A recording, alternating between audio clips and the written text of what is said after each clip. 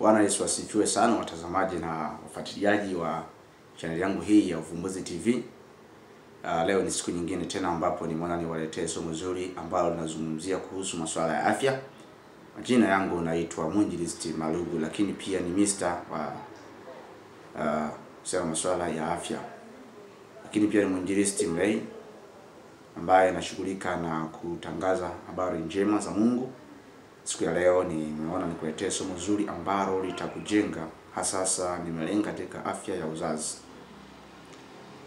Katika ulimwengu huu Mungu aliumba ulimwengu, na katika ulimwengu, katika ile Mwanzo 1 na ule mstari wa 26, Mungu aliona ya kwamba dunia hii hawezi akaiomba peke yake, lakini aliamua ya kwamba amweke na mwanadamu ndani yake, ambaye mwanadamu ndiye atakuwa mrithi na atakuwa anaishi katika ulimwengu huu.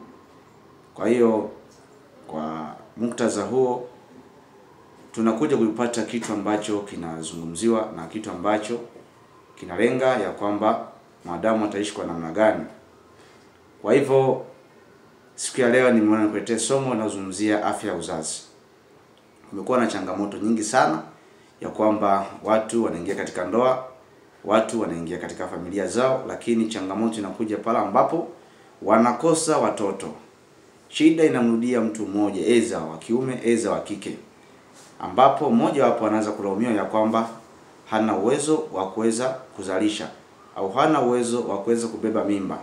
Sasa mimi nataka nizungumzie katika muktadha zaidi wa kimbingu au muktadha zaidi wa kiroho, ya kwamba ndio yapo mambo mengi sana ambayo yanasababisha mtu asiweze kupata mtoto, mtu asiweze kupata mimba, mtu asiweze kuzalisha au kutungisha mimba kwa maana mwanaume.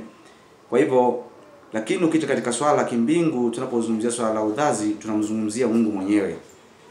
Hivyo sasa Mungu ndiye anayetoa riziki ya kwamba tuwe na watoto.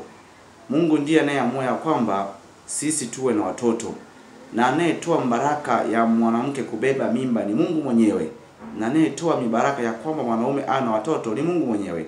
Na ndiyo maana sasa ukija katika kitabu cha Biblia tunamwona baba yetu wa imani Ibrahimu alikaa miaka mingi sana hadi udheheni, akaja akapata mtoto. Na mtoto alipata akiwa udheheni kabisa miaka 100 na kitu. Ndio akampata mtoto wa kwanza aliyeitwa Ithaka.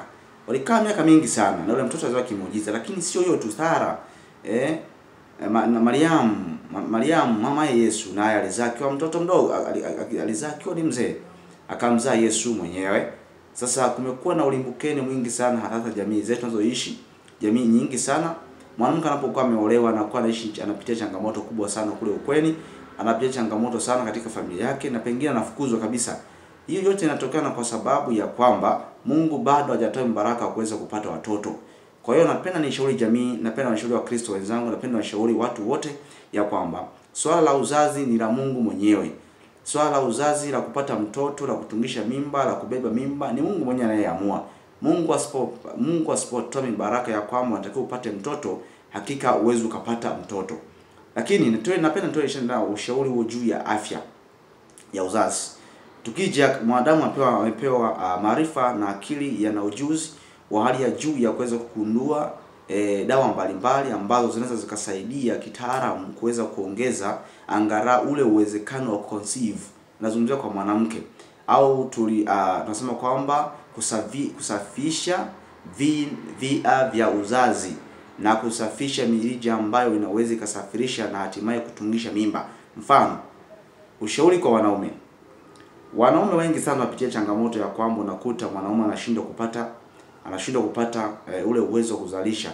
Hii inatokana kwa sababu moja. Masturbation is very prohibited to the man, and it's very dangerous to the man. You must avoid masturbations, because when you undergo masturbation frequently, it can reduce the capability of a man ya kuweza kuwa na ule uwezo mkubwa sana wa kuweza kuzalisha mbegu za kiume na kuweza kuharibu maumbile ya sehemu za theri, na hivyo unakuwa na shida katika swala zima la kutungishaji wa mimba. Lakini pia ulaji wa vyakula tunavyokula vinaleta madhara makubwa sana katika afya yetu ya uzazi. Mafuta tunayotumia, vyakula tunavyokula, mtu anakula sembe, mtu anakula chipsi, anakula mafuta mengi ya kolie, anakunywa soda, juisi ya kutosha, masukari mengi, haya yanaenda kumjengea uwezo mbovu wa kuweza kuzalisha. Lakini kwa wanawake magonjwa ya zinaa ndiyo magonjwa ambayo yanaweza kuharibu sana afya yao ya uzazi. Mfano, unapokuwa umepata kaswende, kisonono, UTI, yanakokota, yanaharibu zile vina vya uzazi na hatimaye ile mirija pengine kuziba kabisa. Unapokuwa unahangaika kupata mimba wapi?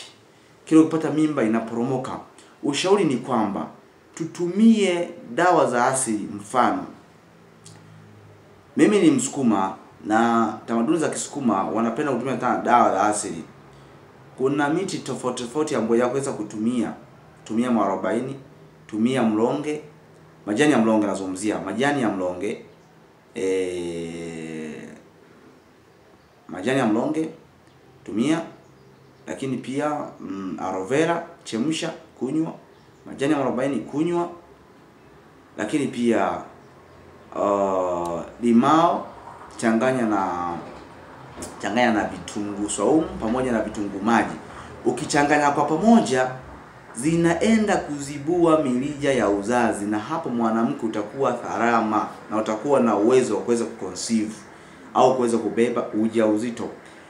Ikiwa utafeli njia hizo, kuna dawa zinaitwa Hyoscine. Hizi dawa zinapatikana hospitalini. Zina uwezo wa kuweza kuzibua mirija kwa haraka sana. Endapo utatumia hii dawa, itaenda kuzibua mirija kwa haraka sana. Utakojoa sana. Unapokuwa unakojoa sana, maana yake ni kwamba unaruhusu mirija ili iweze kusafishika. Lakini pia nataka nishauri kwa wale ambao wanapata changamoto ya kulipigia kwa mimba. Wapo wengi sana wanaogopa gharama za kwenda katika matibabu pindi ambapo mimba inaharibika. Mimba ikishaharibika, unatakiwa uende hospitalini ukasafishwe kwa mwanamke. Na unapoenda kusafishwa, maana yake ni kwamba sasa unajitengenezea mazingira mazuri ya kuweza kuondoa uchafu uliopo ndani ya mishipa au mirija ya uzazi isiweze kuziba na kuleta madhara. Unapokuwa umesafishwa, utaruhusu hata siku nyingine kuweza kupata mimba. Lakini ukishinda kusafisha, maana yake ni kwamba utaruhusu sasa bakteria na vijidudu pamoja na ile mabonge ya damu au mabonge mabaki ya yule mtoto ambaye umeweza kumtoa au mimba ambayo imeharibika na kubaki ndani na mishipa na kuweza kuiziba ile mishipa. Na inakuwa vigumu sana kwa mbegu za kiume kusafiri kuingia ndani na mimba, au mimba ikishatungwa inakuwa inaitwa zero pregnancy. Na kwa sababu zero pregnancy maana yake inakuwa ni mimba ambayo ipo lakini kumbe haipo. Kwa sasa ninaomba ushauri huu uwafikie watu wote wa rika zote ambao wanapitia changamoto ya afya ya uzazi. Hasa wadada na kina mama ambao sasa nzungumzia sana sasa wadada ndio wanapata changamoto kubwa sana wanapokuwa wameolewa. Kwa hiyo sasa tufanye haya mambo, na wadada tupende kutumia dawa za asili. Kwa mfano, kuna wadada wanatumia madawa haya ya kuzuia mimba, majila, si masindano. Ni mabaya kwa matumizi, ni mabaya kwa afya yako ya uzazi. Punguza kutumia P2 kwa ajili ya kutoa mimba, itatoa kizazi. Punguza kutumia dawa za majira, sindano za majira, punguza njiti, acha. Kwa sababu gani? Hizi zinaenda kuharibu kabisa mirija na inaziba kabisa mirija. Lakini endapo utatumia njia, mfano calendar method maana unacheza na zile siku zako za kwenye menstruation period. Kuna time, this is a dangerous days that I can conceive the pregnancy. You must to communicate with your partners or with your husbands so as to arrange the timetable on how you do sexual intercourse in order to avoid the sexual intercourse on that days and to reduce the unexpected pregnancy. Kwa sasa ushauri kwa mawasiliano zaidi naitwa Dr. Marugu, lakini pia naitwa Mjisi Marugu. Nitafuta kwa namba ya simu inayopatikana WhatsApp 06 12 872 199. Asanteni sana. Usahau kusubscribe katika channel yangu ya Uvumbuzi TV na Mungu akubariki sana.